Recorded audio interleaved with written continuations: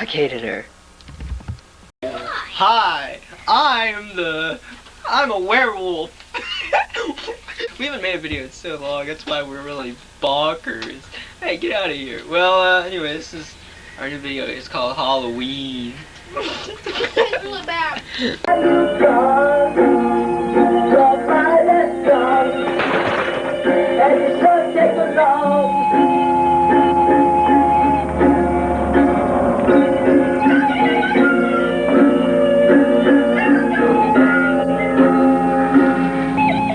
The original vlogger is back in the house.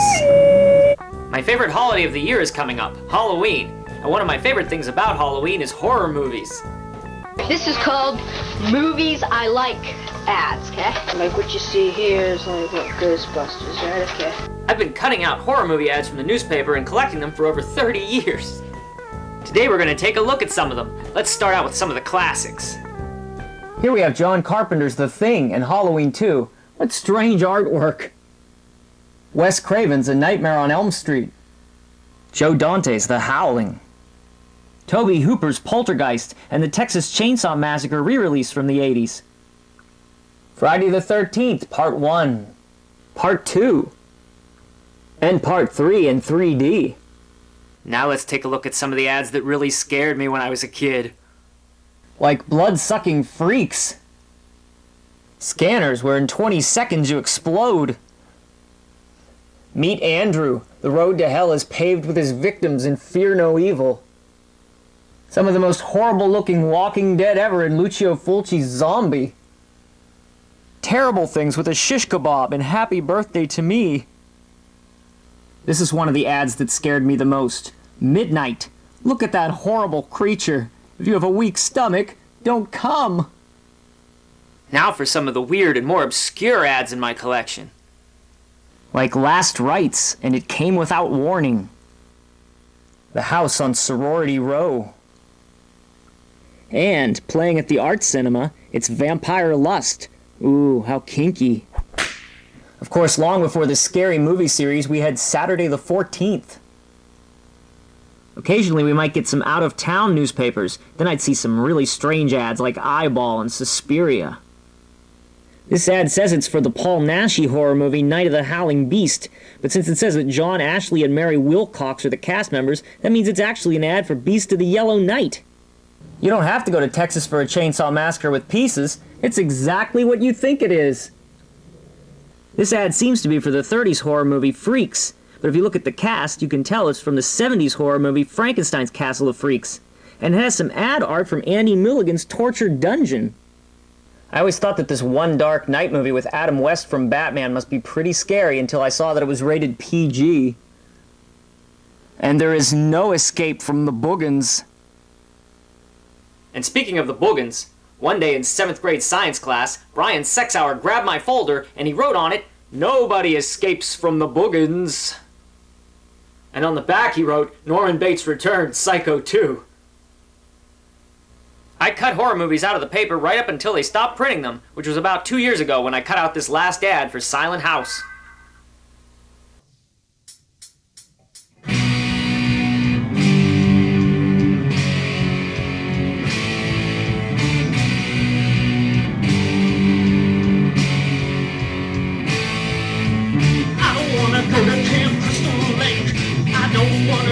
It'll be a mistake. I don't want this to be the last trip I take. I don't want to go to Camp Crystal Lake. There's nothing to fear but fear itself. There's nothing to fear but fear itself.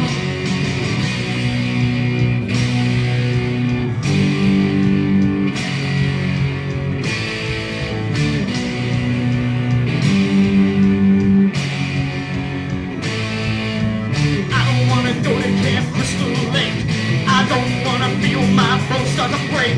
I don't want to die before I wake. I don't want to go to Camp Crystal Lake.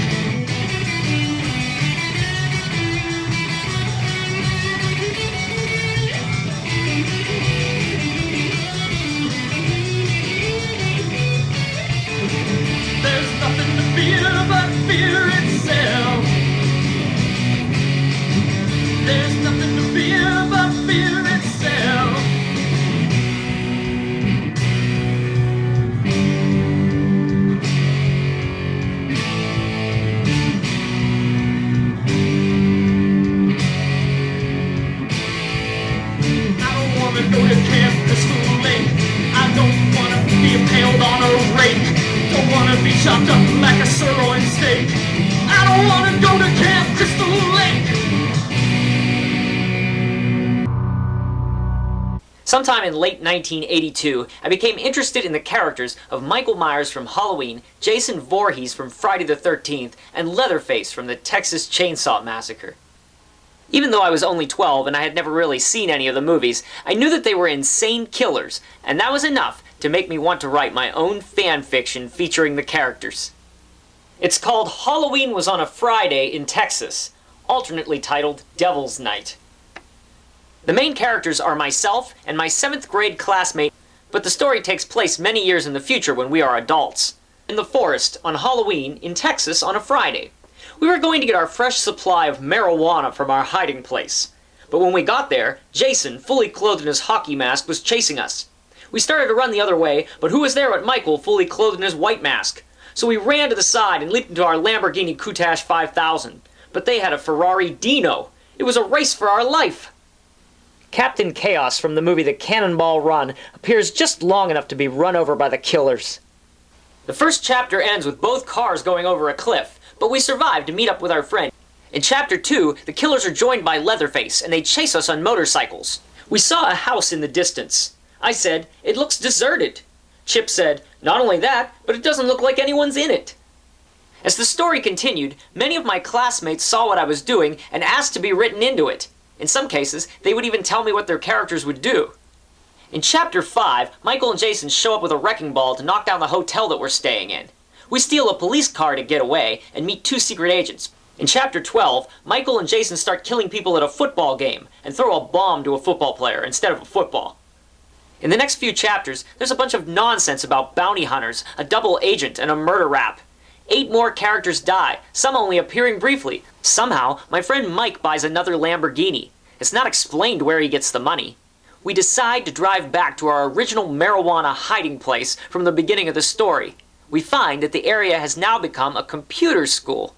We decided to go in and ask the instructor where our marijuana was. In Chapter 21, Michael and Jason reappear with shotguns and kill most of the friends who are still with us. And in Chapter 22, a new maniac appears. The bloodthirsty killer from the movie Pieces. By this time, almost 2 years had gone by since I started writing the story. It was now late 1984. I was 14 years old and I was in high school. By Chapter 23, we're nearly broke and we're planning to rob a bank. But luckily, we meet up with Paid Vigilante. He gave us $500, a crossbow, a Grand Prix car, and 2 M16s. Chapter 24 is a major turning point in the story. Bob finds out that Michael and Jason are going to kill people at the Weird Al concert in Pittsburgh, so we fly to the show with Weird Al to protect him. When I first wrote this part of the story, I gave the role of Weird Al's roadie to a girl that I liked in school. Weird Al opens his show with the obscure song "I'll Be Mellow When I'm Dead." Suddenly, Michael and Jason appear with machine guns, killing Weird Al's fans. During the chaos, I kill the Pieces assassin, but Weird Al and I are both wounded by bullets. In Chapter 28, I recover, and we decide to go to Hawaii and learn the art of Oriental self-defense from a cheap ninja. Michael and Jason attack with machetes. Michael's machete is struck by lightning, which knocks him unconscious, and we use this opportunity to decapitate him, ensuring that he is finally dead. In Chapter 29, we decide that we're going to take Jason down. It is now April, and over 5 months have elapsed in the story. We decide to borrow some money from a loan shark. But this is where the story ends. In the margin on the last page, it says, "Writer's block is what I've got." Apparently, I couldn't figure out what to write next, so I didn't write anything. The only clue to how it might have ended is back around Chapter 21. In the margin, I wrote, "Nuclear ending."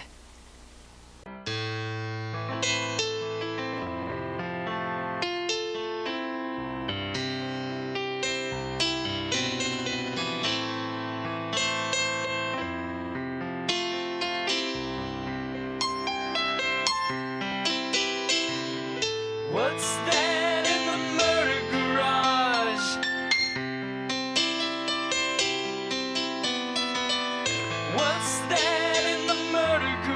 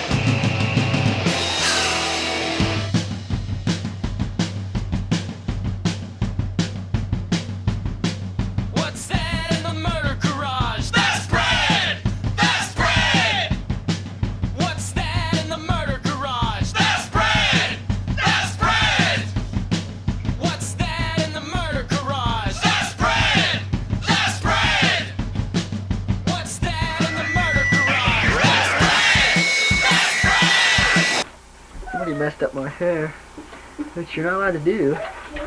Oh, good. You might remember it's against the law to mess up Paul Petrosky's hair. Because then he has to sit and comb it for about 5 minutes.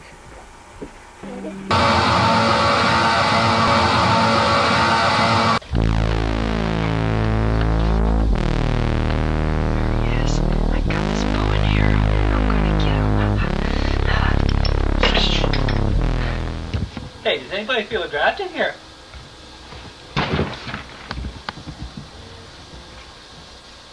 It's that time of the year again. I love Halloween, and I have some special music and tapes that I like to listen to every year.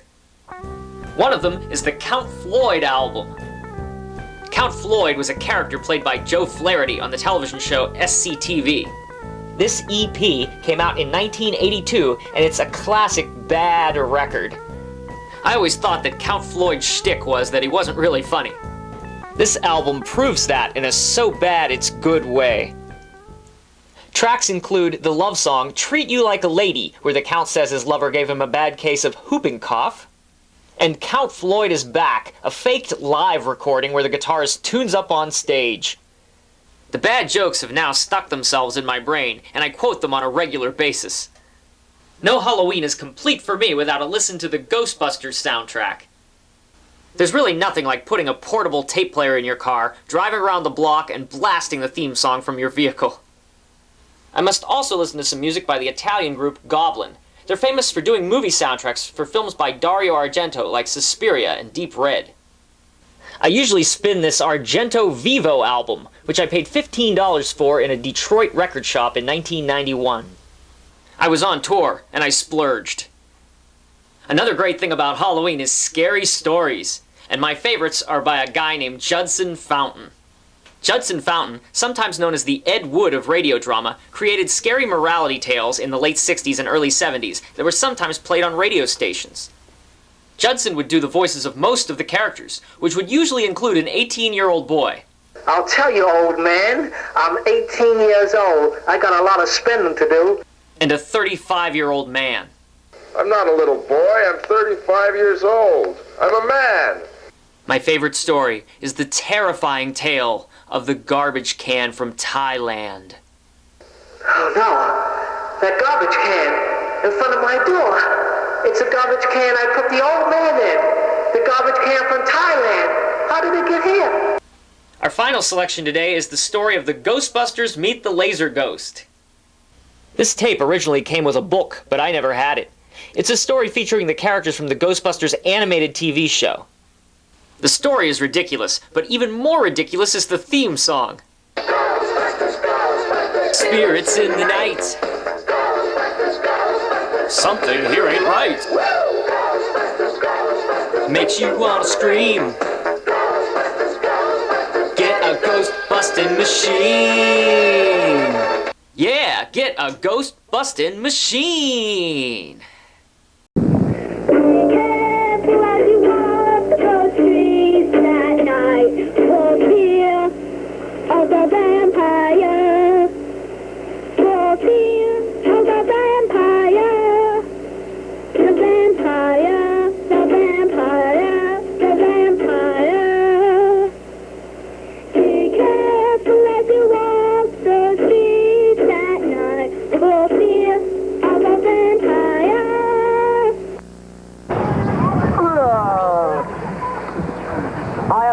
To turn into a vat whenever I feel like it. No, watch out for me. Oh, they're gone. I feel your blood. Back in June of 1990, I got this little Freddy Krueger doll. I bought him at Woolworth's, and he must have been in the clearance bin because he was missing his hat. Here's a few that I got from cereal boxes. These Uncle Fester and Cousin It flashlights came from boxes of Addams Family cereal in 1991. And this plastic Frankenberry figurine was from General Mills Monster cereals in the 70s. Let's move on to vampires. Here's a funny little wind-up vampire. I want to bite your neck. And a ball with a vampire face. I've got some classic vampire fangs. Do I appear at all menacing? Here's a really cool thing called a DRACUBauble. I also have this Frankenbauble. Apparently, there were 8 different monster baubles. These were made by a toy company called Kusan. Here's a little tiny Frankenstein. Not so scary. Oh my, but here's a really big one. It's from 1986 and was made by Imperial Toys. They also made figures of Dracula, the Mummy, and the Wolfman. This Frankenstein came from the top of a tube of Snickers candy in 1995. The Milky Way tubes had the Mummy on them. This tiny Frankenstein head bucket was made by Easter Unlimited. The company is now called Fun World, and they specialize in holiday-themed toys. Wow, check out these Frankenstein and Bride of Frankenstein plastic glasses. Okay, do I appear at all menacing now? How about some Monster Faces stickers? Oh man, that's hideous. Oh, it must be time for a copyright infringement alert. In 2006, a company called Property of X1X Archives was selling these creepy classics toys. There's Frankenstein, King Kong, the Mummy, and the Werewolf. For the most part, they're based very closely on the trademarked movie monsters. And look how they are using the actual movie posters on the back of the packages. Maybe they thought they could get away with it if they were all holding baseball bats? Here's a really strange ceramic figurine. It's an orange mummy sitting on a house with a little gray cat. I've also got some fast food monsters. These good goblins came from Burger King in 1989. We've got Zelda Zoom Broom, Gordy Goblin, and Frankie Steen. Looks like he's lost his trousers. I also have this 1992 Wolfman cup from Pizza Hut. On the back, it says his nicknames are Wolfmeister and Wolferino. They also had cups featuring Dracula and Frankenstein. Here's an 80s witch Pez dispenser, and a 1987 Ghostbusters Bug-Eye Ghost from Kenner. Here's some funny little jack-o'-lanterns. Some of them are whistles, and some of them don't do anything. This little wind-up one is twerking.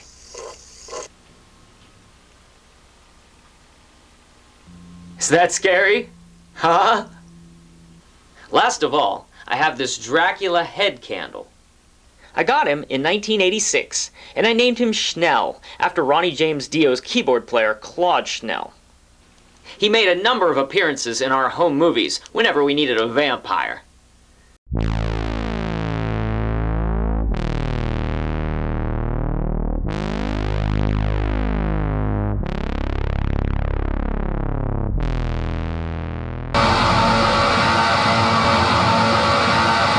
I've seen over 8,500 movies, and a good percentage of those have been horror movies.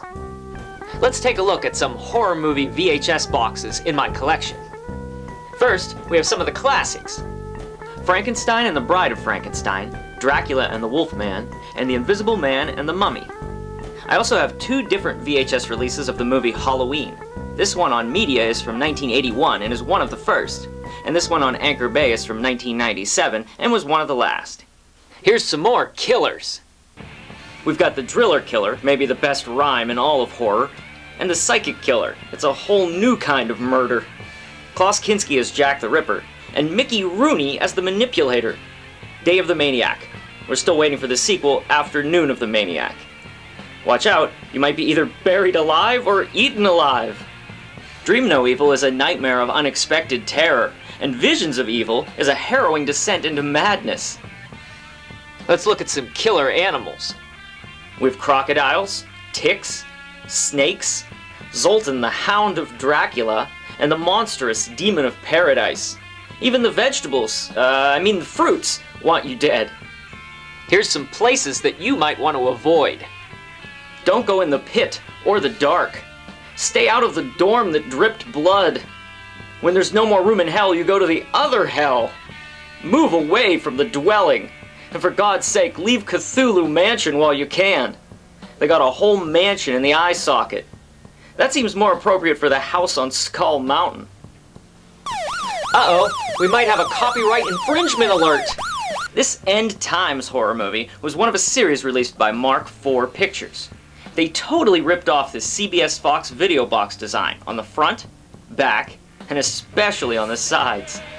Here's a couple that seem similar: Body Puzzle and the Jigsaw Murders.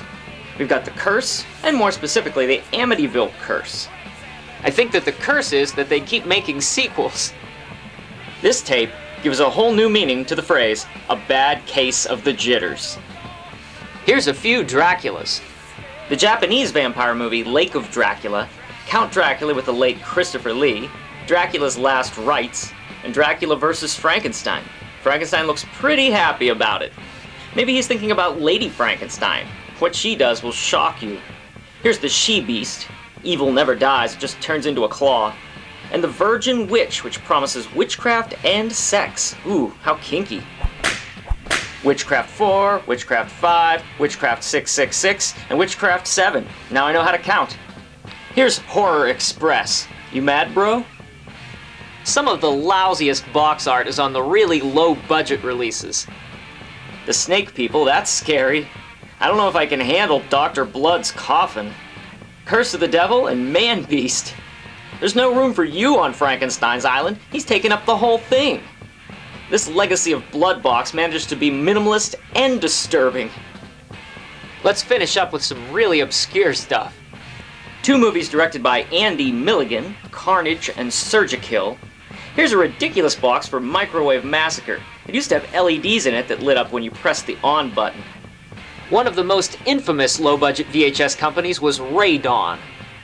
Here's Evil Below, Vampire, looks like a member of the band Kiss, and Curse of the Queer Wolf. Here's a Mexican VHS tape called Hallucination. It's actually the Mario Bava movie, The Whip and the Body. It's the strangest drawing of Christopher Lee I've ever seen. This is one of my favorites.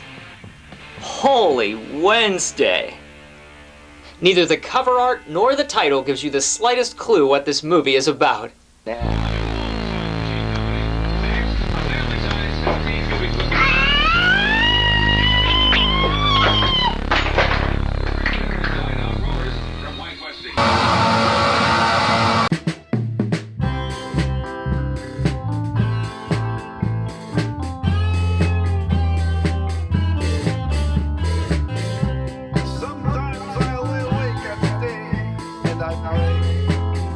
To the forces of darkness.